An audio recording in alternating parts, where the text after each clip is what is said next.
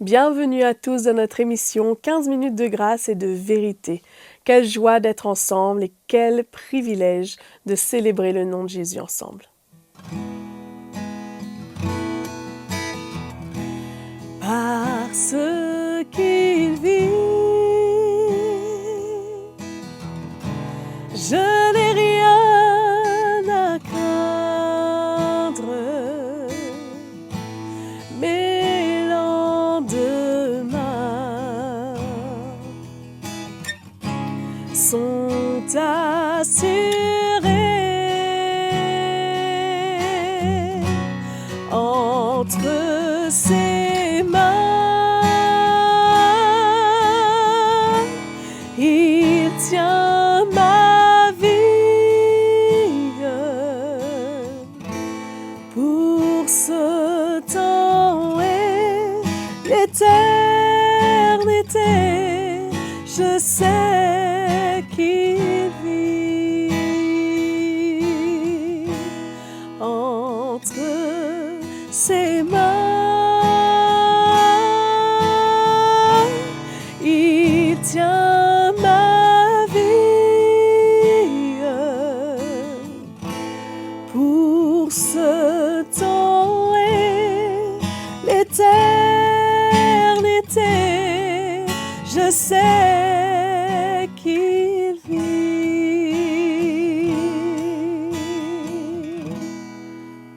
Alléluia, notre Dieu est vivant et il prend soin de nous. Très bonne écoute à vous. Bonjour et bienvenue dans ce nouveau numéro de 15 minutes de grâce et de vérité. Merci beaucoup Maëva pour ces chants merveilleux. On va continuer sur ce même sujet. Le thème est la foi dans tous ses états. Parce qu'il y a pas mal de choses que Dieu veut nous révéler. On a quand même partagé sur pas mal de choses brièvement. Et on va en parler actuellement sur la foi et la prière. Vous savez, un jour, Jésus priait, la Bible nous dit, dans un saint lieu. Et les disciples s'approchaient de lui et lui demandent, Seigneur, il lui dit, augmente-nous la foi. Donc il avait compris déjà que prier, c'est une chose, mais Jésus priait avec la foi. Ses prières étaient exaucées, les miracles confirmaient ses paroles, il priait pour les malades, ils étaient guéris, il chassait les démons, il faisait les grandes choses, des exploits extraordinaires, des grands exploits. Et ils avaient compris qu'ils avaient besoin de la foi, qu'il manquait quelque chose. Ils avaient besoin d'une foi pour prier. Et ça c'est un chapitre, et dans un autre chapitre, il nous parle comment un jour Jésus a parlé à un figuier, et le figuier a séché. Et là, les disciples étaient étonnés. En fait, Jésus traversait un endroit pour aller dans un autre endroit, et il avait faim. Il s'est approché d'un figuier. La Bible nous dit qu'en voyant des feuilles, il s'attendait à voir des fruits. Vous savez, le figuier, il porte des fruits à un certain moment dans la saison. Après la saison des fruits, il jette ses feuilles, rejette les feuilles, et là, le figuier est sec. Mais après quelques mois, les figuiers commencent à reproduire des feuilles, et quand le figuier commence à reproduire des feuilles, ça va apporter une deuxième petite saison des fruits. C'est pourquoi Jésus ne s'est pas trompé. En voyant les feuilles, il s'attendait à avoir des fruits. Et il s'était approché, mais dommage qu'il n'y avait pas de fruits. Et là, il a maudit l'arbre, le figuier, et le figuier a séché. Bon, c'est très symbolique, c'est un peu comme Israël, qui a que les feuilles, que les apparences, que les œuvres, la religion, mais il n'y avait pas les fruits, selon la parole de Dieu. Donc finalement, les disciples étaient étonnés, et ils disaient, Rabbi, regarde le figuier que tu as maudit a séché. Et dans Marc 11, le verset 21, Pierre se rappelant de cela, ce qui s'est passé. Et Jésus leur dit, ayez foi en Dieu.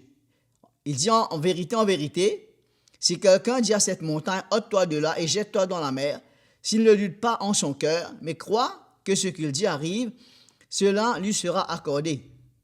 C'est pourquoi je vous dis, tout ce que vous demandez en priant, croyez que vous l'avez reçu et cela vous sera accordé.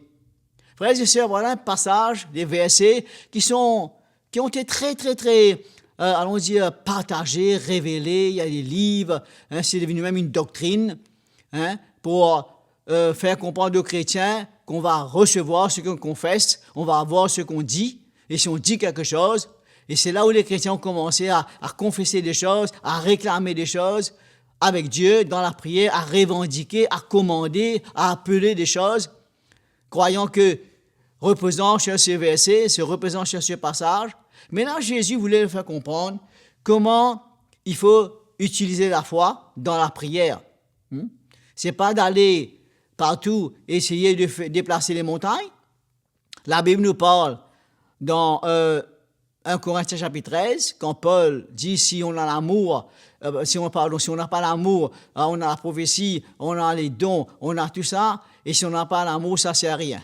Il dit si quelqu'un a la foi de transporter les montagnes, s'il n'a pas l'amour, cela ne sert de rien. Donc, c'est-à-dire qu'il y a une foi qui transporte les montagnes. Mais il faut savoir insérer ce passage, cette vérité, dans tous les contextes des Écritures. Et non pas prendre cela en dehors de son contexte, aller en faire une doctrine. C'est pourquoi Jésus leur dit comment il faut croire dans son cœur. Ce n'est pas bien sûr, ce pas les montagnes naturelles qu'on ne pourra jamais faire, mais ce sont les montagnes, les situations de la vie que de fois on rencontre. Et quand on prie, et on est conduit par l'Esprit, et là on peut demander. Et ça, c'est rattaché à la prière. C'est dans la prière. C'est pas aller utiliser ça en dehors de la prière, à tort et à travers, dans tous les sens. C'est pourquoi elle dit, si tu ne doutes pas dans ton cœur, tu crois que ce que arrive, tu crois dans ce que tu as dit, et cela va se produire. Cela te sera accordé. Si vous demandez quelque chose en priant, croyez que vous l'avez reçu. C'est-à-dire, quand on prie, on croit qu'on reçoit. On croit que Dieu nous exauce. Amen. Et que Dieu entend notre prière. Et c'est ça l'esprit dans lequel le Seigneur nous parle. Et il faut rattacher aussi avec cela le verset 25 qui nous dit « Lorsque vous êtes debout en prière, si vous avez quelque chose contre quelqu'un, pardonnez, afin que votre Père qui est dans les cieux vous pardonnera aussi vos fautes. Si vous ne pardonnez pas, votre Père qui est dans les cieux ne pardonnera pas non plus vos fautes. » Donc, ça nous montre que la foi est attachée, directement reliée avec l'attitude et l'état de notre cœur. Et comment il faut marcher dans le pardon, il faut pouvoir s'humilier, se repentir nous-mêmes, garder un cœur pur et pardonner et marcher selon la parole de Dieu. Donc, il y a un tout, et là, quand on prie, notre prière va être efficace. Notre prière va vraiment porter du fruit. Donc, ce n'est pas une technique, une formule qu'on peut utiliser en dehors de cette révélation, cette compréhension que les apôtres ont emmenée. Et on sait qu'on a peut-être lu des livres, entendu beaucoup de messages à ce sujet. Il y a un verset que je me rappelle qui nous dit, dans Jean chapitre 15, verset 7, Jésus dit, « Si vous demeurez en moi, et que mes paroles demeurent en vous, demandez pardon ce que vous voudrez, et cela vous sera accordé. » Et ça aussi, c'est un verset que les chrétiens ont pris, ont saisi, pour dire que on va avoir tout ce qu'on veut. C'est pas ça que Jésus a dit. Il a dit, si vous demeurez en moi et que mes paroles demeurent en vous, demandez ce que vous voudrez. Qu'est-ce qu'on va vouloir désirer? Si on demeure dans le Seigneur, dans sa parole, on va demander des choses selon la volonté de Dieu et la parole de Dieu. On ne va pas demander, comme Jacques nous dit, vous demandez mal pour satisfaire votre convoitise. Vous ne demandez pas du même, mais quand vous demandez mal, dans le but de satisfaire vos ambitions, vos convoitises.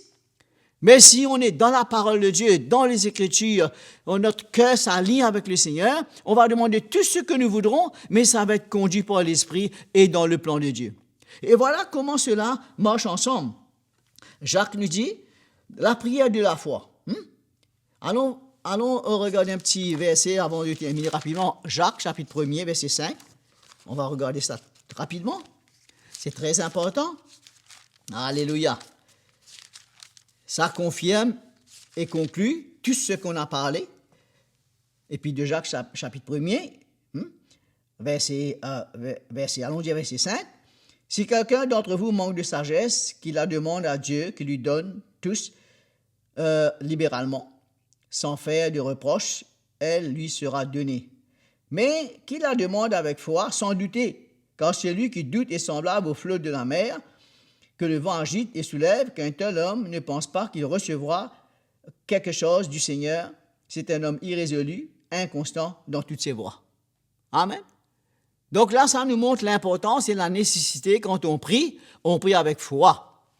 Amen. Un homme qui est fondé, établi dans les Écritures, il va demander avec foi. Mais s'il doute, c'est un homme inconstant dans toutes ses voies, irrésolu. Il ne peut pas décider, il ne peut pas être un homme constant. Ce n'est pas quelqu'un qui vraiment recherche la volonté de Dieu sincèrement. Il est indécis, il est inconstant. Et donc, un tel homme ne recevra pas du Seigneur. Ça nous montre que la foi, c'est une foi bien fondée et basée sur les Écritures. Un dernier verset nous montre comment, dans Jacques chapitre 5, verset 15, nous dit, en priant pour les malades, si quelqu'un est malade, qu'il appelle les anciens, qui prieront pour lui, etc. Il nous dit que la prière de la foi sauvera le malade et Dieu le relèvera. Et comment c'est important? Quand on prie, il y a la foi. Amen. On prie avec foi. Et la foi vient de ce qu'on entend, et ce qu'on entend vient de la parole de Christ. Et le Saint-Esprit aussi qui est en nous conduit et nous aide. Et notre cœur est sensible pour prier selon la volonté de Dieu, selon l'Esprit de Dieu, avec la foi de notre cœur. Donc je termine pour vous dire comment c'est vraiment nécessaire et important. La Bible nous dit que celui qui s'approche de Dieu doit croire qu'il existe et qu'il récompense ceux qui le cherchent. Amen. Donc on s'approche avec foi et on croit et on demande avec foi. Autrement, on ne va pas recevoir grand-chose du Seigneur. C'est pourquoi ce n'est pas seulement des mots, des paroles, une récitation, une confession du bout des lèvres, sans qu'il y ait la foi dans notre cœur. Quand il y a la foi dans notre cœur, on va parler, on va s'exprimer selon la parole de Dieu et on va voir les résultats, on va voir des grandes choses et Dieu va toucher nos vies, nos cœurs, il va pouvoir nos besoins. Ça va être naturel pour nous. C'est pourquoi, mes frères, mes sœurs bien-aimés, c'est merveilleux de pouvoir comprendre comment ces choses-là sont très connectées et toute la doctrine de Christ et tout l'enseignement des apôtres, la foi et la prière marchent ensemble. Merci beaucoup d'avoir été fidèles et de nous avoir écoutés, reçus dans votre cœur. Que Dieu vous bénisse et à une prochaine session. Nous vous remercions d'avoir été avec nous encore aujourd'hui et nous sommes convaincus que vous avez été bénis par la parole de Dieu. Aimez et partagez cette vidéo, abonnez-vous à notre chaîne YouTube et pour recevoir les notifications, cliquez sur la petite cloche. Si vous avez des questions, n'hésitez pas, écrivez-nous à l'adresse qui s'affiche sur votre écran. À bientôt!